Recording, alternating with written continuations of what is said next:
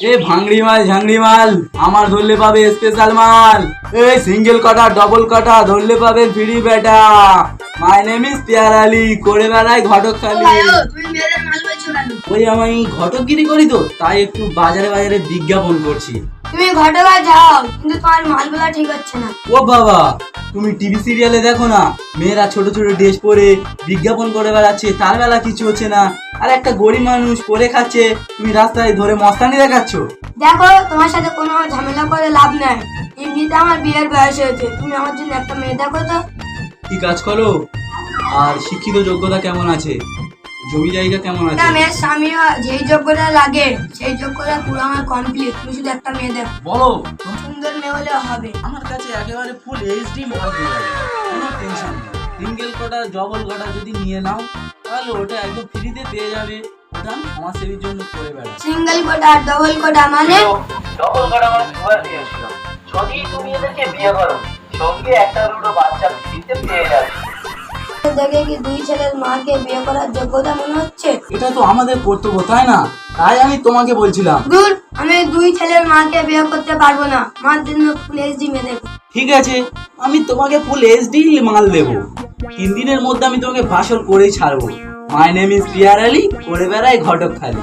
এই সিঙ্গেল কটা ডবল কটা ধরলে পাবেন ফ্রি বেটা।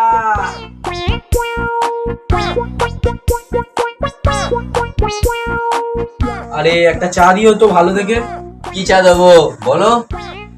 আরে আপনার কালারে চা দাও।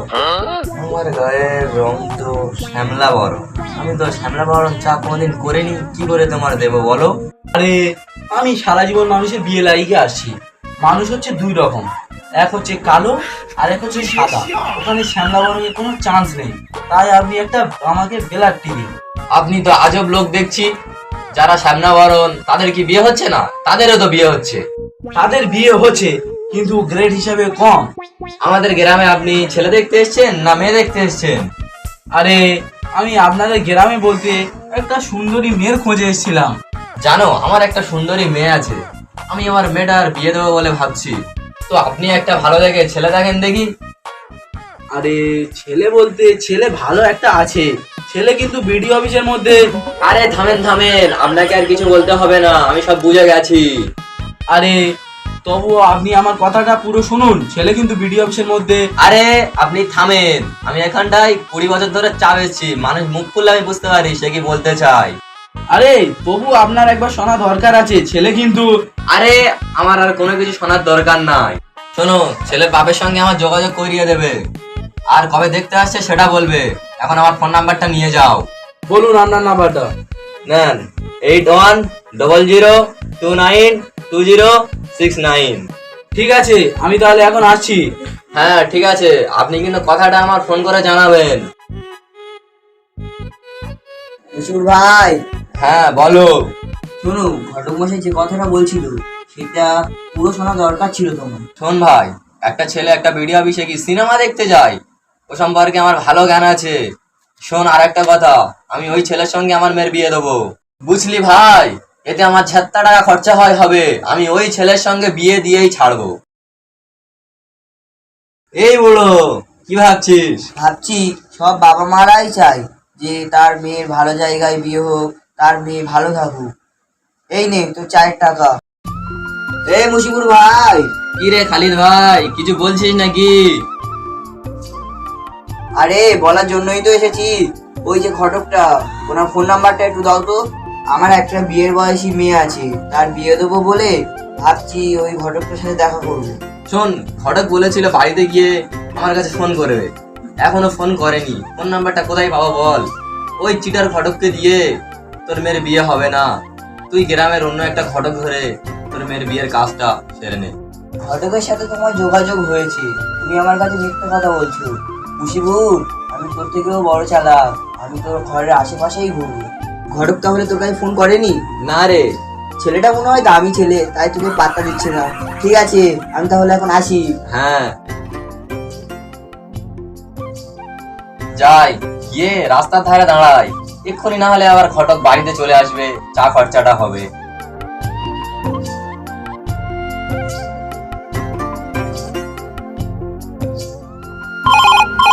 उठाइए ना।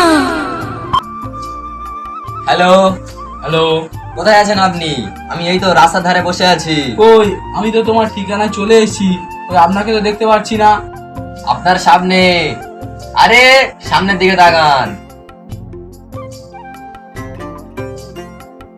চলেন বাড়ির দিকে চলেন। আমি ভাবছিলাম বিয়ের কথাবার্তাটা এখানে সেরে নি। আরে আমার গোষ্ঠী থেকেও পাগল ছিল নাকি যে আমি বাড়িঘর না দেখে বিয়ের কথা ফাইনাল করব? আর এমনিতেও আমার কমিশনের ব্যাপারটাও তো আছে।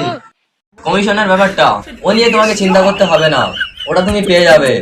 এমনিতে গ্রামে অনেক মেয়ের বাবা আছে, ছেলেটা যদি আবার আমার হাতছাড়া হয়ে যায়। শোনো, আমার নাম হচ্ছে পেয়ার আলী ঘটক। আমি জানাশোনা করে বিয়ে দিই, তা নাহলে আমি বিয়ে দিই না। আরে আপনি চলেন তো, চলেন।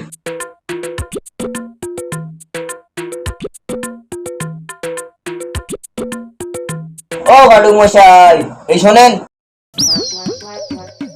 হ্যাঁ বলেন। বলছি কি, আমার একটা মেয়ে আছে, আমি তার বিয়ে দেবো। হ্যাঁ বলেন। আপনার হাতে কি কোনো ছেলে আছে? আরে আমার নাম হচ্ছে পেয়ার আলী ঘটক, আমার হাতে ছেলে থাকবে না? তা কখনো হয় নাকি? ঠিক আছে, আপনার কবে বিয়ে লাগাতে হবে সেটাই বলো। আপনি যত তাড়াতাড়ি পারবেন তত তাড়াতাড়ি বিয়েটা লাগিয়ে দিন। আপনার কিরকম ছেলে দরকার তাই বলেন। আরে চাকরিজীবী, ভিখারিজীবী, গরিবজীবী সমস্ত জীবী আমার কাছে আছেই, শুধু আমার কমিশনটা ঠিকঠাক দিলেই হবে। কমিশন তোমার ঠিকঠাক দেবো। ওই মুশিপুরের মেয়ে যে ছেলেটার সঙ্গে বিয়ের কথা হচ্ছে, ওই ছেলেটা হলে হবে না? হবে না কেন? আরে সবই তো কমিশনের ব্যাপার, তুমি কমিশনটা ঠিকঠাক দেবে তাহলেই হবে। তাই তোমার দিকে ঘুরিয়ে দেবো। শোনো, সব কথা তো আর রাস্তাঘাটে হয় না। তুমি এক কাজ করো, তুমি বিকালে বড় আমার বাড়িতে চলে আসো, তাহলে বাড়িতে কথাবার্তা ফাইনাল করে দেবো। ঠিক আছে, যাবো। কি ঘটক মশাই? আরে তুই কোন ঝাড়ের বাঁশ রে? তোর জিভে কি পলি হয়েছে নাকি? গায়ে হাত দিয়ে ডাকছিস? বেশে পলিয়ে হলে তোমরা তো বাঁচতাম। বউয়ের সাথে 8 দিন ঝামেলা আমার আর ভালো লাগছে না, তুমি বিয়ে ছাড়ার ব্যবস্থা করো। শোনো, সুপার এইচডি বউ নেবে, একটু ঝামেলা তো সহ্য করতে হবে। আরে বউ তো আমার টোটাল কোথায় শোনে না, ও ওর মতন চলে। দেখতে তুমি এদিকে এইচডি নেবে, একটু তো ঝামেলা সহ্য করতেই হবে। ও তো আমার কোনো কথাই শুনে না, আরো আমার উল্টে হুকুম করে। সিরিয়াল দেখবে, টিভি দেখবে, এখানে যাও ওখানে যাও। আরে ফুল এইচডি মেয়ে তো একটু ঝামেলা করবে, আরে একটু মেনে গুনে নিয়ে চল না। তুমি রান্না করতে বললে বলবে তুমি রান্না করো। আমার ফেসবুকে লাইভ আছে, আমার মেকআপ নষ্ট হয়ে যাবে। আমি এই বউ নেবো না। বউ শোন, বউ তো ছাড়বো বলছিস, আরে হেলিকপ্টার শট কে আবিষ্কার করেছিল বলতো? কেন ধনী? এ কথা তো দেখছি তোর ভালোই মনে আছে। শোন, থানায় পুলিশ যখন নিয়ে গিয়ে পাছায় 4টে হেলিকপ্টার শট দেবে না, তখন বউ ছাড়ার কথা ভুলে যাবি। শোনো ঘটক মশাই, আমার বউ খুব ভালো রান্না করে। আরো তুমি এরকম ফুল এইচডি 10টা মেয়ে দেখো, আমি বিয়ে করবো।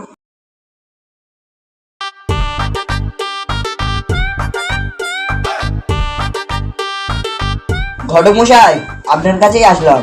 চলে এসেছেন? হ্যাঁ, তাহলে বসেন। কথাটা হচ্ছে কি, যে ওই ছেলের সাথে আমার মেয়ের বিয়ে দিতেই হবে, যে কোনো না যে কোনো করে। শোনো, ওই ছেলের সঙ্গে কিন্তু আমি তোমার মেয়ের বিয়ে দিয়ে দেবো। ছেলে কিন্তু কি করে আপনি তো জানেন, ছেলে হচ্ছে বিডিও অফিসে। আরে থামেন থামেন এসব। আরে শোনেন, ছেলে কিন্তু বিডিও অফিসে। আরে থামেন তো ঘটক মশাই, আমি এসব বিষয়ে সব জানি। আরে ঘটক মশাই, আপনি চুপ করেন তো। আমি এসব বিষয়ে সব জানি, আমি মানুষকে বিশ্বাস করি। এসব কথা বাদ দাও, এখন তুমি দেনা পাওনার বিষয়ে আসো। শোনো, আমি যে কমিশনটা নিই সেই কমিশনের থেকে একটু বাড়িয়ে দেবে, তাহলে ওই ছেলের সঙ্গে তোমার মেয়ের বিয়েটা আমি লাগিয়ে দেবো। আপনি আমার কথাটা শুনেন, আমি আপনার নাভি থেকে মাথার চুল পর্যন্ত সোনা দানা দিয়ে, জামা কাপড় দিয়ে ভরপুর করে দেবো। শুধু ওই ছেলের সঙ্গে আমার মেয়ের বিয়েটা ঠিক করে দাও। আরে আপনি যা দিচ্ছেন এ তো আমার চাওয়ার থেকে বেশি হয়ে যাচ্ছে। ঠিক আছে, আপনি তাহলে বিয়ের পাকা ব্যবস্থা করে ফেলেন। ঠিক আছে, ঠিক আছে, তাহলে আমি এখন আসি ঘটক মশাই। হ্যাঁ ঠিক আছে।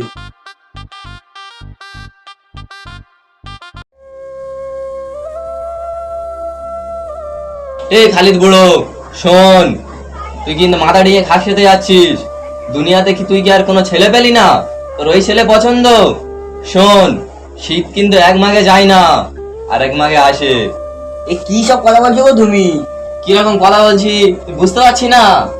শোন, আমি যেই ছেলের সঙ্গে আমার মেয়ের বিয়ে লাগিয়েছি, তুই সেই ছেলের সঙ্গে তোর মেয়ের বিয়ে লাগিয়েছিস। শোন, তোর কিন্তু দুটো মেয়ে আর আমার একটা। শোন, আমি ঘটককে বলে রেখেছি সোনার আংটি দিয়ে ওই বিয়ে যদি হয় আমার মেয়ের সঙ্গেই হবে। শোন, তুই ঘটকের নাভির ওপর দিক থেকে কিনেছি আর আমি নিচের দিক থেকে। আমি ঘটকের লুঙ্গি দিয়েছি আর 2 বিঘা জমি দিয়েছি। তাহলে তুই এবার বল বিয়েটা কার সঙ্গে হবে? তুই কিন্তু মারারিয়ে ঘাস খেতে যাস না। ঘটক যেটা চিন্তা ভাবনা করবে সেটাই করবে। ঘটক যার মেয়ের সাথে বিয়ে দেবে তার মেয়ের সাথেই বিয়ে হবে। শোন, পিয়ার আলী ঘটকের সঙ্গে কিন্তু আমার পাকা কথা হয়ে আছে। এই শোন, আমার সঙ্গেও পাকা কথা হয়ে আছে। ঘটক যার মেয়ের সাথে বিয়ে দেবে তার মেয়ের সাথেই বিয়ে হবে। এই তোরা দুজনে রাস্তায় ঝামেলা করছিস না, কি হয়েছে আমাকে বল। শোনো, ওই পিয়ার আলী ঘটকের সঙ্গে আমার মেয়ের বিয়ের পাকা কথা হয়েছিল। মাঝখান থেকে এই খালিদ নাটা গিয়ে আমার মেয়ের বিয়েটা ভাঙলো। কি রে, কি সব বলছে? শোনো প্রধান মশাই, এই মুশিবুর হুনো একদম পুরো খাঁটি মিথ্যে কথা বলছি। শোন, ছেলের মধ্যে এমন কি আছে যে তোরা দুজনে একটা ছেলেকে নিয়ে মারামারি করছিস? শোনো প্রধান মশাই, ছেলে কিন্তু বিডিও অফিসে। আরে থাম থাম থাম, তোকে বলতে হবে না। শোন, আমি কিন্তু সব বুঝি। তোরা দুজনে এখন আপন আপন বাড়ি চলে যা। শোন, সামনে ভোট আছে, তোরা এখন বেশি মাথা গরম করিস না। বিয়ের ব্যাপারটা আমি দেখছি, তোরা এখন বাড়ি চলে যা। হ্যাঁ,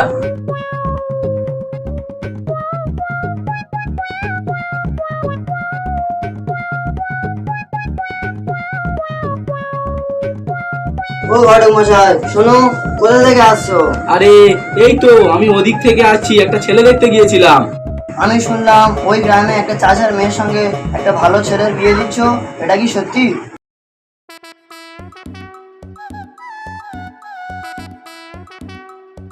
এই মশহুর, পিয়ার আলী ঘটক তোকে কি বলেছিল? ছেলে কি করে? ছেলে ওই বিডিও অফিসে। বিডি অফিস বললে থামলি কেন, বল। মুশিবুর তো ঘটকের পুরো কথাটাই শোনেনি। ও নাকি মানুষের গাল হা করলে তাদের কথা বুঝতে পারে। তোরা ঘটকের পুরো কথাটা না শুনে আমার একমাত্র মেয়েকে ফাঁসিয়ে দিলি তো? কেন, কি হয়েছে? ছেলে বিডিও অফিসে চাকরি করে না? হ্যাঁ, চাকরি করে তো। ছেলের বাপ বিডিও অফিসে ঝাড়ু দেয় আর ছেলে বিডিও অফিসের পাশে মশলা মারি বিক্রি করে। তাই দেখে আমি আমার মেয়ের বিয়ে দিয়েছি, তাই জন্য তোরা দুজনেই দায়ী। কি হলো? তখন টাকার গরম দেখিয়ে তোমার মেয়ের সাথে বিয়েটা দিয়ে দিয়েছো, আমার মেয়ের সাথে বিয়েটা দিতে দাওনি। এখন কি ফেঁসাতে পড়ে গেছো? পিয়ার আলী ঘটকের এত বড় সাহস আমার মতন প্রধানকে ঠকালো? এই মুশিবুর, চল তো। চলো চলো। ও মা গো, এরা যা দাবুর করালো গো। আমি বেঁচে থাকলে আগের বছর অলিম্পিকে নাম দেবো গো। এই মুশিবুর রে, ওকে ধর ধর ধর। এই মুশিবুরে, তুই আরেকটু আগে যা রে, ওকে ধরতে হবে। আরে আমাকে মেরো না, আমার কোনো দোষ নেই, আমাকে ছেড়ে দাও। থাম। এই খালি ঘটকের কোন দিকটা কিনেছিলি? আমি নাভি থেকে ওপর পর্যন্ত কিনেছিলাম সোনা দিয়ে। এই মারো, ওপর দিয়ে মারো, মেরে হাড় মার খুঁজে দাও। আরে প্রধান মশাই, এরা ম্যাগ এক করে মারলে সারাদিন শেষ হবে না, সবাই মিলে মারো। মারো। আরে থামো থামো থামো, আমাকে ছেড়ে দাও।